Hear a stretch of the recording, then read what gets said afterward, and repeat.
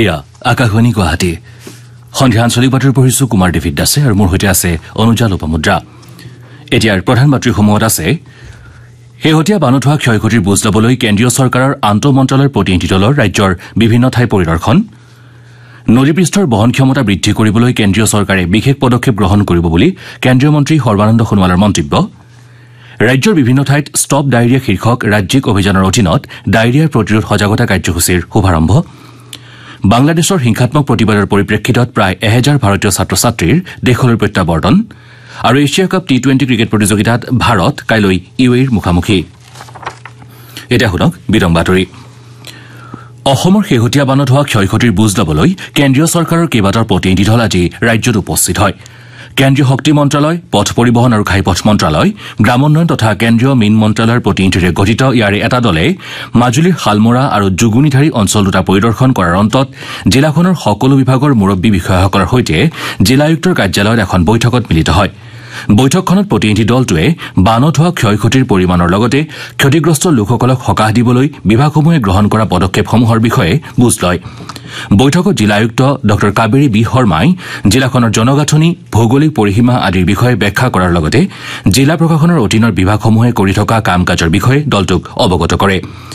এপিনে আন এটা প্ৰতিনিধি দলে আজি নগাঁৱত উপস্থিত হৈ জিলাখনৰ নগাঁও সদৰ ৰাজচক্ৰ আৰু কামপুৰ ৰাজচক্ৰৰ অন্তৰ্গত কেইবাটাও বান ক্ষতিগ্ৰস্ত অঞ্চল পৰিদৰ্শন কৰে। তদুপৰি গৃহ মন্ত্ৰালয়ৰ যুটীয়া সচিব, জনশক্তি মন্ত্ৰালয়ৰ অধীক্ষক অভিযন্তা, মৰাপাট উন্নয়ন সঞ্চালকালয়, কৃষি আৰু কৃষক কল্যাণ বিভাগৰ সঞ্চালক তথা ব্যয় বিভাগ, বিত্ত মন্ত্ৰালয়ৰ অবৰ সচিবেৰে গঠিত দলটোৱে জিলা আয়ুক্তৰ সভাকক্ষত জিলাখনৰ বিভিন্ন বিভাগীয় মুৰব্বী বিষয়াসকলৰ সৈতে এখন বৈঠকত অংশগ্ৰহণ কৰে। ইয়াৰ লগতে দলটোৱে নগাঁও পলিটেকনিকত স্থাপন কৰা বান সাহায্য শিবিৰ, কেঁকুৰিবাৰীৰ খহনীয়াত ক্ষতিগ্ৰস্ত অঞ্চল আৰু কলাইখোৱাৰ পলসাতো ক্ষতিগ্ৰস্ত অঞ্চল পৰিদৰ্শন কৰাৰ উপৰি স্থানীয় ৰাইজৰ সৈতে মত বিনিময় কৰে। উল্লেখ্য যে প্ৰতিনিধি দলকেইটাই অসমৰ পৰা উভতি গৈ কেন্দ্ৰীয় চৰকাৰক বিস্তৃত প্ৰতিবেদন দাখিল কৰিব। ৰাজ্যৰ জলসম্পদ আৰু তথ্য জনসংযোগ বিভাগৰ মন্ত্ৰী পীযুষ হাজৰিকাই আজি কাছাৰ জিলাৰ কাটিগড়া বিধানসভা সমষ্টিৰ অন্তৰ্গত ভাৰত বাংলাদেশ সীমান্ত ভ্ৰমণ কৰি কেইবাখনো শ্লুইচ গেট পৰিদৰ্শন কৰে। সমষ্টিটোত সীমান্ত পথ সংস্থাই নিৰ্মাণ কৰা 6খন শ্লুইচ গেট জলসম্পদ বিভাগে 2022 চনৰ পৰা পৰিচালনা কৰি আহিছে। আজি মন্ত্ৰীগৰাকীয়ে বলেশ্বৰ আৰু ফৈস্কা শ্লুইচ গেট পৰিদৰ্শন কৰি বিভাগীয় অভিযন্তা আৰু স্থানীয় নিবাসীৰ পৰা গেটকেইখনৰ কাৰ্যব্যৱস্থাৰ বিষয়ে বুজ লয়। শ্লুইচ গেট কেইখনৰ 40খন ছাটাৰৰ 33খন বৰ্তমান কাৰ্যক্ষম হৈ থকা বুলি জানিবলৈ পোৱা গৈছে। বিসংগতিপূৰ্ণ 7খন ছাটাৰৰ মেৰামতিৰ ব্যৱস্থা বাৰিষাৰ পাছতে সম্পন্ন কৰা হ'ব বুলি মন্ত্ৰীগৰাকীয়ে স্থানীয় ৰাইজক জানিবলৈ দিয়ে। ইয়াৰ লগতে মন্ত্ৰীগৰাকীয়ে সমষ্টিটোৰ 6খন শ্লুইচ গেট নিয়মীয়াকৈ চোৱা চিতা কৰিবলৈ স্থানীয় ৰাইজক 6খন কমিটি গঠন কৰি দিব বুলি ঘোষণা কৰে। কমিটিসমূহক শ্লুইচ গেট চোৱা চিতা কৰাৰ বাবে বাৰ্ষিক 25,000 পৰা 50,000 টকাকৈ পুঁজি যোগান ধৰা হ'ব বুলিও মন্ত্ৰীগৰাকীয়ে জানিবলৈ দিয়ে। জলসম্পদ মন্ত্ৰীগৰাকীয়ে পাছত জিলাখনৰ বৰখোলাত উপস্থিত হৈ জাতিংগা নৈৰ খহনীয়া পৰিদৰ্শন কৰে। খহনীয়া ৰোধৰ বাবে মন্ত্ৰী শ্ৰী হাজৰিকাই প্ৰয়োজনীয় কাৰ্যপন্থা গ্ৰহণ কৰিবলৈ বিভাগীয় অভিযন্তাক নিৰ্দেশ দিয়ে। কেন্দ্ৰীয় মন্ত্ৰী শ্ৰী সৰ্বানন্দ সোণোৱালে আজি ডিব্ৰুগড় জিলাৰ চাবুৱা পৌৰসভাৰ পদেন সদস্য হিচাপে দায়িত্ব গ্ৰহণ কৰে। দায়িত্ব গ্ৰহণ কৰি মন্ত্ৰীগৰাকীয়ে পৌৰসভাৰ অন্তৰ্গত এলেকাৰ উন্নয়ন সন্দৰ্ভত আঁচনি প্ৰস্তুত কৰিবলৈ দায়বদ্ধ বুলি উল্লেখ কৰে। মন্ত্ৰীগৰাকীয়ে শেহতীয়া বান পৰিস্থিতি সন্দৰ্ভত মন্তব্য কৰি কয় যে অসমৰ নদীপৃষ্ঠসমূহৰ বহন ক্ষমতা ক্ৰমাৎ কমি আহিছে। এই ক্ষমতা বৃদ্ধি কৰিবলৈ কেন্দ্ৰীয় চৰকাৰে চিন্তা চৰ্চা অব্যাহত ৰাখিছে বুলি মন্ত্ৰীগৰাকীয়ে মত প্ৰকাশ কৰে। কেন্দ্ৰীয় বন্দৰ, জাহাজ, জলপথ পৰিবহণ বিভাগৰ মন্ত্ৰীগৰাকীয়ে আজি ডিব্ৰুগড় চহৰৰ নালিয়াপুল অঞ্চলৰ বান পৰিস্থিতিও পৰিদৰ্শন কৰে। পৰিদৰ্শনৰ সময়ত শ্ৰী সোণোৱালে ডিব্ৰুগড় নগৰ সুৰক্ষাৰ বাবে প্ৰয়োজনীয় নলাসমূহৰ বেদখলৰ বিষয়টোত উদ্বেগ প্ৰকাশ কৰে। শ্ৰী সোণোৱালে কয় যে নলাসমূহৰ সংকোচনৰ ফলত অঞ্চলটোত পানী জমা হৈছে আৰু ব্ৰহ্মপুত্ৰৰ জলস্তৰে বিপথীমা পাৰ কৰিছে। চহৰখনৰ বান সমস্যা নিৰ্মূল কৰিবলৈ কেন্দ্ৰীয় চৰকাৰে ৰাজ্য চৰকাৰৰ সৈতে সহযোগিতাৰে ব্যৱস্থা হাতত ল'ব বুলি শ্ৰী সোণোৱালে আশ্বাস প্ৰদান কৰে। ৰাজ্যৰ বিভিন্ন ঠাইত আজি ষ্টপ ডায়েৰিয়া ৰাজ্যিক অভিযানৰ অন্তৰ্গত জিলাভিত্তিক ডায়েৰিয়াৰ প্ৰতিৰোধ সজাগতা কাৰ্যসূচীৰ শুভাৰম্ভ কৰা হয়। এই উপলক্ষে গুৱাহাটীৰ খানাপাৰা ৰাজ্যিক চিকিৎসালয়ত আয়োজিত অনুষ্ঠানত ৰাষ্ট্ৰীয় স্বাস্থ্য অভিযান অসমৰ সঞ্চালিকা MS লক্ষ্মীপ্ৰিয়াকে ধৰি অন্যান্য বিষয়া কৰ্মচাৰীসকল উপস্থিত থাকে। শিশুসকলক ডায়েৰিয়াৰ পৰা ৰক্ষা কৰাই হৈছে এই অভিযানৰ মূল লক্ষ্য। এই অভিযানৰ সময়ছোৱাত আশাকৰ্মী আৰু অংগনৱাড়ী কৰ্মীসকলে গাঁৱে গাঁৱে গৈ ঘৰে ঘৰে ORS, জিংক টেবলেট ইত্যাদিৰ সেৱনৰ প্ৰয়োজনীয়তা সন্দৰ্ভত অৱগত কৰিব। ডায়েৰিয়া বিৰোধী অভিযানৰ অধীনত চিৰাং জিলাৰ বামুনগাঁও আয়ুষ্মান আৰোগ্য মন্দিৰতো আজি দুমহীয়া বিশেষ সজাগতা কাৰ্যসূচীৰ আৰম্ভ কৰা হয় ৰাষ্ট্ৰীয় স্বাস্থ্য অভিযানৰ চিৰাং জিলা স্বাস্থ্য সেৱা সমিতিৰ উদ্যোগত আৰু সিডলি উন্নয়ন খণ্ডৰ প্ৰাথমিক চিকিৎসা কেন্দ্ৰৰ অধীনত আৰম্ভ হোৱা এই সজাগতা অনুষ্ঠানত মহকুমা স্বাস্থ্য আৰু চিকিৎসা বিষয়াগৰাকী মুখ্য অতিথি হিচাপে উপস্থিত থাকে বিষয়াগৰাকীয়ে 5 বছৰ বয়সৰ তলৰ শিশুসকল এই ৰোগত আক্ৰান্ত হোৱাৰ কাৰণ আৰু লক্ষণ সম্পৰ্কে বিশদভাৱে আলোচনা কৰাৰ লগতে আক্ৰান্ত শিশুসকলৰ চিকিৎসা পদ্ধতি সম্পৰ্কেও অৱগত কৰে একেদৰে বাক্সা জিলাতো জিলা স্বাস্থ্য সমিতিৰ উদ্যোগত ডায়েৰিয়া নিৰ্মূলকৰণ সপ্তাহ উপলক্ষে এখন সজাগতা সভা অনুষ্ঠিত হয় 1 নম্বৰ কাটলিগাঁও অংগনবাড়ী কেন্দ্ৰৰ চৌহদত অনুষ্ঠিত সভাখনত জিলা স্বাস্থ্য বিভাগৰ যুটীয়া সঞ্চালক তথা সংবাদ বিশেষজ্ঞ আৰু ৰাষ্ট্ৰীয় স্বাস্থ্য অভিযানৰ বিষয়ববীয়াকে ধৰি ভালেকেইজন বিশিষ্ট ব্যক্তিয়ে অংশগ্ৰহণ কৰে হাইলাকান্দি জিলাতো জিলা আয়ুক্ত SK ৰয় জিলা অসামৰিক চিকিৎসালয়ত ডায়েৰিয়া নিৰ্মূল অভিযানৰ শুভাৰম্ভ কৰে এই উপলক্ষে 5 বছৰ তলৰ সকলো শিশুক ডায়েৰিয়া ৰোগৰ পৰা ৰক্ষা কৰিবলৈ আশাকৰ্মীসকলক বিশেষ দায়িত্ব প্ৰদান কৰা হয় উত্তৰ প্ৰদেশৰ গুণ্ডাৰ সমীপত দুৰ্ঘটনাগ্ৰস্ত চণ্ডীগড় ডিব্ৰুগড় এক্সপ্ৰেছ ৰেলগাড়ীখনৰ তিনিচুকীয়া জিলা যাত্ৰীসকল আজি জিলাখনত আহি উপস্থিত হয় তিনিচুকীয়া জিলা প্ৰশাসনে যাত্ৰীসকলক সকলো ধৰণৰ সহায়ৰ হাত আগবঢ়ায় উল্লেখযোগ্য যে যোৱা 18 জুলাইত ৰেলগাড়ীখনৰ 21টা ডবা বাগৰি পৰাত 4জন যাত্ৰীৰ প্ৰাণহানি হোৱাৰ লগতে 38 জন আহত হৈছিল ৰেলখনত থকা তিনিচুকীয়া জিলাৰ 29 গৰাকী যাত্ৰীৰ 4 গৰাকী সামান্য পৰিমাণে আঘাতপ্ৰাপ্ত হৈছিল আজি যাত্ৰীসকল তিনিচুকীয়া ৰেল ষ্টেচনত আহি উপস্থিত হোৱাৰ পাছত জিলা আয়ুক্ত স্বপ্নীল পালৰ নিৰ্দেশত কাৰ্যবাহী দণ্ডাধীশে তেওঁলোকৰ স্বাস্থ্যৰ বুজ লয়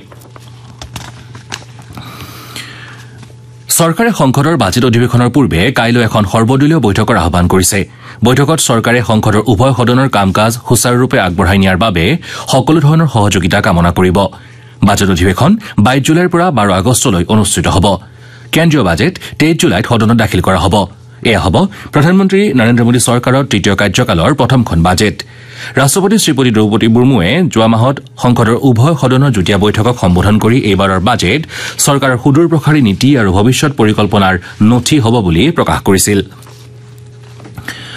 শাওন মেলা উপলক্ষে কামৰূপ মহানগৰ জিলা প্ৰশাসনে কেতবোৰ নীতি নিৰ্দেশনা জাৰি কৰিছে ভক্তৰ সমাগমৰ প্ৰতি লক্ষ্য ৰাখি মহানগৰ আৰক্ষীয়ে বশিষ্ঠ আৰু শুক্ৰেশ্বৰ দেৱালৰ কৰ্তৃপক্ষক বিশেষ ব্যৱস্থা গ্ৰহণ কৰিবলৈ নিৰ্দেশ দিছে ইয়াৰ লগতে APDCLক মন্দিৰৰ দাঁতিকাষৰীয়া অঞ্চলসমূহত ষ্ট্ৰীট লাইটৰ উপযুক্ত ব্যৱহাৰ আৰু পাৰ্কিঙৰ যথাযথ ব্যৱস্থাৰ প্ৰতি গুৰুত্ব দিবলৈ জিলা প্ৰশাসনে আহ্বান জনাইছে পামহিৰ ভীমশংকৰ মন্দিৰতো ভক্তসকলৰ বাবে প্ৰয়োজনীয় ব্যৱস্থা গ্ৰহণত গুৰুত্ব আৰোপ কৰা হৈছে যুটীয়া স্বাস্থ্য সেৱা সঞ্চালকে শাওন মেলা উপলক্ষে দিছপুৰ সচিবালয় কমাৰ্চ কলেজ আৰু SB দেউৰা কলেজক স্বাস্থ্য শিবিৰৰ আয়োজন কৰিছে আপোনালোকে বাতৰি শুনিছে আকাশবাণী গুৱাহাটী কেন্দ্ৰৰ পৰা বাতৰিৰ পৰৱৰ্তী অংশ আগবঢ়াইছে অনুজা লোবামুদ্ৰাই